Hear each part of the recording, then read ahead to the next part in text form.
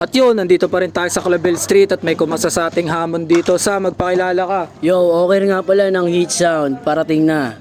Shoutout nga pala sa mga Hit Sound. Maraming salamat sa pagpapa-unlock sa. Sino nga pala naging influence mo sa pagra-rap sa? Marami, hindi ko kilala eh. Tawag na natin patagalin to. Pakita mo, sino ka? Salpak mo na yan sa. Yeah, yeah, yeah, yeah. Check, check.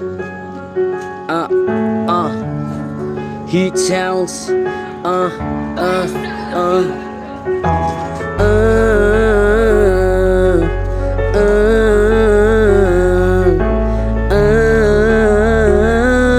Hey, hey, hey.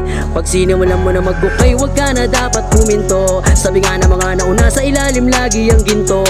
Kahit mabagal pag-usat, pagtsagaan ng hindi mabunggo. Karamihan sa nagmadali, madalas makaranas ng pagkabigo. Yeah, pag binigyan ka ng chance, wag mo nang palampasin. Diinan mo yung kagat, pagiging magaling palabasin. Sige lang pare, mag-focus, gawin mo lang yung gusto mo gawin. Siguro yung narating mo na lang, hayaan mo makapagparating. Wag na wag mong bibigyan ng oras mga pasaring, lalo na paggaling sa mga walang galing.